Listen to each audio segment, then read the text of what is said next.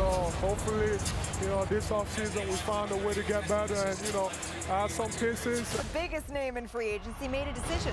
Paul George has agreed to a deal with the Sixers. And, it's going to be put up or shut up time. This is the team. This is the moment. This is the time. You're not going to have chances like this. Hopefully me and Joel and Tyrese get on the same page early as possible. I already look at this big three and say that they have more talent than what Phoenix had last year. This team could compete for a title right now. Philly fans, what's up? It's your boy, PG8, not 13. Cut the 13 out. Well, the Sixers, they landed the biggest name in free agency, Paul George. We can't call him PG-13 anymore.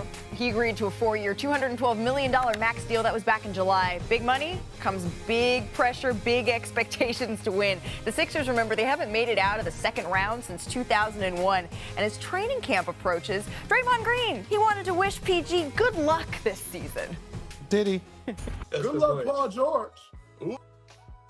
Ooh. He better play well. They're going to crush Paul George if he don't play well. But he's the three there now. That's perfect for him. You know why they're going to crush Paul George if he don't play well? Because they already got a nasty taste in their mouth from their last three that they had. With Harden and Joel. No, with Tobias Harris. Here's the thing. I married into a Philly family. Philly fans are passionate. That's how we're going to put it. Philly fans are passionate. So Draymond Green, he might have a little bit of a point there. The Sixers, they have a trio, though. They have all-stars in Joel Embiid, Tyrese Maxey, and now Paul George. So, Perk, how much pressure do you think is actually on PG to be the one to make this all work? Well, look, Joel Embiid is under the most pressure for as anybody in the NBA to get it done this year at a high level when it matters the most. And you know who is second or third on that list? Is Paul George. And I don't want to hear about, he done been to conference finals and he done made his mark in the postseason and all that. No, it's about him getting to the promised land. And think about Paul George's journey. Okay, leaving Indiana, going to the Oklahoma City Thunder, where, him and Russell Westbrook had a great thing going down there, well, a good thing going. They had a future in front of them, then forcing himself out of OKC to the Clippers to team up with Kawhi Leonard, underachieving every single season, whether that was because of them, injuries or whatever the case may be, they still never got past expectations to leaving the Clippers, and now pairing up with Joel Embiid, a former MVP, Tyrese Maxey, a young superstar on the rise. He's for sure top 3 in the league when it comes down to guys under pressure. Okay, a little story time. Stay with me here. So I was 8 years old when I left Los Angeles, California, and my mom was from Philadelphia. We took a Greyhound bus all the way to Philadelphia. She reconnected with my stepdad. They were married for 35 years. So I have Philly experience, small bit. Mom and stepdad both from Philadelphia. Every Philly fan is under pressure because they hate their team. And I say hate their team because they're happy, they're unhappy. It doesn't matter if it's the Eagles, it doesn't matter if it's the 76ers. And I'm sorry, Eagles fans, last night was a rough one, so I hate to give you this stuff. So my point that I'm trying to say is that's just Philly. For Draymond to be over the top and be like, they're going to hate. Boston fans are the same. Knicks fans are the same. If you haven't been to a conference finals since before I was in the NBA. I thought it was 2001. Right? Okay, I came. Last year they were in 01. That's when I went to conference finals. I came in 01 and 02. I was just making sure. So I'm 44 years old. What are the Philly fans going to see that they haven't seen for the last 25 years? What are they going to see? So what I'm saying is the expectations on Philly is to get to a conference finals. We would be stoked because they haven't done it. That's not pressure. I still stand by the team with the most pressure is the Boston Celtics. They have a loaded roster. They are primarily healthy outside of Porzingis, who will join them, which is probably good that you only need him for half a season. But they have a loaded roster. They have an over-the-top cap space, and they can't do anything. So the pressure is on the team that is expected to win, not the team that is expected to do better than the year before. But that's just it. Some of the pressure comes off. Perk, what do you say? Oh, God. I don't care. Pressure, I feel like, Perk, I'm right here with you. I feel like there's more pressure when you are a team that has not yet won a championship and your team was designed to trust the process versus the Celtics, who finally delivered a championship. Their guys are coming back feeling good. Their team is probably going to be pretty decent. They feel like they can do it. Was their the first pressure is on since Philly. 08. Yeah, but guess what? Now we're looking at the Sixers are you going to complete the mission this year? Because you guys, it was a high-risk, high-reward move getting Paul George. Perk said something. Most pressure on anybody. Did he say it was Joel Embiid or Paul? Joel Embiid and then PG's top 3. There's a case for that to be true because if there's going to be pressure on other guys in the NBA, maybe Luka Doncic based off of how they fizzled out. But do we think that his team is better than what the guys in Philly have assembled from a big 3 core? No. Think about Dame and Giannis. Do we really trust in that core more than what Philly has assembled? Probably not. So overall, I think the pressure is on Philly to deliver. They've asked these fans to be patient, and now they have the perfect be patient team. for 25 years. For now 25 now they years, have the team that can do it, and you're going to say, oh, there's no pressure on them. There is no pressure. No one knows these two teams better than Tim Bontemps, who has spent extensive time in both Boston and Philadelphia. You talked to Joel Embiid, right, just a couple of months ago exclusively about how he thinks his partnership with PG is going to go and his expectations for the season. How's he processing all of that? I mean, Joel has been very vocal saying, all I have left to do is win a title. I've done everything else. I won MVP. I've won all these awards. That's fine. I actually think that where the Celtics thing comes in is I think the Sixers right now are where the Celtics were a year ago, where all we were talking about a year ago is, are the Celtics ever going to get over the top? Yep. What happens with Jaylen Brown and Jason Tatum? Can they win together? What are they going to do with this team? How are they going to get over the top and finally win? And then they did, right? Yeah. So now they come back. Yeah, maybe they win another one this year, but they got over the hump.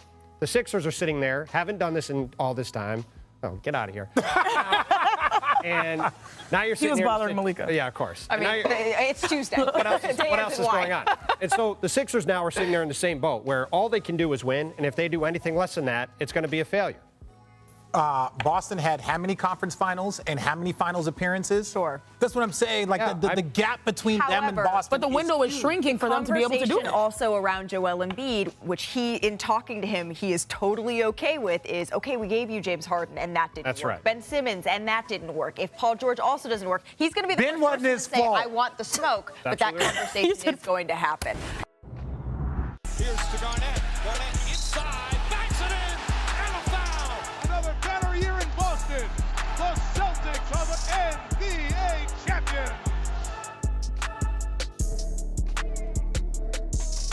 One of the best to ever wear, number 5, Kevin Garnett, helping to remind us we're just 5 weeks away from opening night. Now with our reporter who covers the Eastern Conference and Celtics for us, Tim Bontemps. The Celtics, they are looking to repeat here for the first time since 1969. Tim, what is the biggest thing that is standing in their way here? Health. We saw the Celtics be basically healthy all last year, Malika, except for Kristaps Porzingis, who missed time during the NBA playoffs, memorably came back for the beginning of the NBA Finals, then suffered that rare tendon injury in his ankle. He had surgery after the year. It's going to be out until early in the part of 2025. We're talking probably into January before he's going to play. We'll see how the Celtics can handle that. We'll see how the rest of their team can stay on the court. Last year, their 4 core perimeter players, Jason Tatum, Jaylen Brown, Derek White, Jrue Holiday, none of them missed any time. They were basically available all year. They start to miss any games, you get into that depth, we'll see where the Celtics land. Because remember, yes, they've made it through the playoffs, had home court advantage, won the title. They also played against a bunch of teams that had injuries, right? We saw injuries play a big part in the way their whole thing went. So health's obviously a big factor for everybody. Richard talked before about how deep the Celtics are. We'll see if their health can carry through this year. Yeah, that depth may be put to the test, particularly when you remember that 3 of those guys that you just mentioned were on the U.S. Olympic team, playing varying degrees of minutes there. So that's something that they are going to need to monitor. Tim, thank you so very much. The Celtics, though, want to be the first team to repeat since 2017. They're going to need to channel some KG energy, right? That anything is possible. Oh, yeah. So let's play a game. What's the game? I love a game, right? Let's do this. I'm going to give you guys a topic, and you're going to tell me whether it's possible or impossible. Impossible. Impossible. Things are happening everywhere. Listen, with Ozempic, anything is possible. Oh, Lord. Wait. All right. Richard. Richard's in timeout, and we're going to take a look at the top 5 teams who have the best title odds here, right? The Celtics are the favorites to repeat at plus 325, and then you see the Thunder, the Sixers, the Nuggets, the Knicks all filing into that top 5. So, Perk, I'm going to start with you here. Anything's possible, right? Who outside of the top 5 could win a title this year? The fact that the Dallas Mavericks is not in that top 5 is crazy to me, but I'm going with the Minnesota Timberwolves. Anthony Edwards, Karl Anthony Towns, Mike Conley, Jaden McDaniels, and Big Rudy Gobert. Bringing back their entire starting 5 and a killer what they have coming in off the bench in Naz Reid. They had a nice playoff run going to the Western Conference Finals. They're going to continue to grow because of the experience. Anthony Edwards is going to be on another level this season. This team is going to come back better. I could see them outside of that top 5, a team that could possibly win the championship. No, Perk brings up some good points, and that's a rare thing for me to say. It's because I've been gone so long. But when we talk about the Timberwolves, I still think that the start of their series in that conference finals, they had a hangover from that 7-game series. That was crazy. Winning those 2 on the road, losing those 2 at home, the back and forth. You know this, Perk. This is an emotional roller coaster that you go on. And it could end in 1 hour, and you got to start the journey again in 36 hours. So people don't understand the toll that takes trying to get through that. So they will be better this next year. In my opinion, they will be better. They'll be more experienced. They understand those things. So I think 100% this is possible. Yeah, Malika, you started this segment talking about the Boston Celtics, and if we go back to 2022, the big issue that they had was running out of gas and trying to figure out what they had. I feel like the same thing has happened this past year for the Minnesota Timberwolves. When we saw Anthony Edwards going up against the Dallas Mavericks, he just wasn't himself. He realized he was learning on the fly, like, wow, it takes a lot out of my system to be able to compete on both ends, be that dog, pun intended, play defense, and also deliver and play your best basketball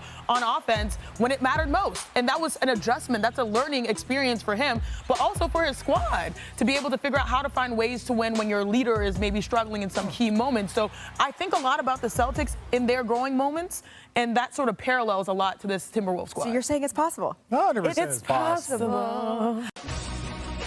Monopoly on future draft picks underscores Warriors' urgency to win now. Some teams are built to win now, others are focused on the future, and then there's the Golden State Warriors, walking a fine line between both worlds. The debate over the Warriors' direction has once again taken center stage this offseason. While the team has shown a willingness to entertain trade talks for all-star caliber players, they've hesitated to fully commit when it comes to actually acquiring them. If you need further proof that Golden State must prioritize Stephen Curry and the current window for success, look no further than a recent article by ESPN's Bobby Marks. He outlines the immense draft capital held by several teams, which further highlights the Warriors' pressing need to capitalize on the present. Certain teams hold a virtual monopoly over future drafts, underscoring that the Golden State Warriors need to seize the moment. This should be particularly alarming for teams in the Western Conference. 4 teams hold control of the next 7 drafts, each with at least 12 first-round picks, and 3 of those teams, the Oklahoma City Thunder, San Antonio Spurs, and Utah Jazz, reside in the West. What's even more concerning is that both the Thunder and Spurs already have franchise superstars. Shai Gilgeous-Alexander is in the MVP conversation, and Victor Wembanyama is poised to join him, possibly as early as next season. Meanwhile, the Jazz boasts their own all-star in Lauri Markkanen, whom the Warriors unsuccessfully tried to acquire this offseason. Oklahoma City topped the conference last season and is a strong favorite to do so again. Once Wembanyama reaches his full potential, it would take an unthinkable catastrophe or serious mismanagement to keep the Thunder and Spurs from ruling the West by the late 2020s. While the Warriors still possess 6 of their 7 future first-round picks, they owe a top 20 protected pick to the Washington Wizards in 2030, thanks to the Jordan Poole-Chris Paul trade. They're far from the most precarious position. But how will they compete with teams like OKC or the Spurs in a few years, when Curry is no longer at his peak? It would take incredible front office brilliance and a fair amount of luck. While Jonathan Kuminga and Brandon Podziemski are immensely talented young players, they can't match the depth and talent stockpiled by OKC and San Antonio. The irony is that, to fully prioritize the current window, the Warriors would have to sacrifice their future draft capital, essentially giving another team more control over upcoming drafts. Mark's analysis serves as yet another reminder of the challenges Golden State will face in the years ahead and why it's crucial for the franchise to extract everything they can from their roster over the next season or 2.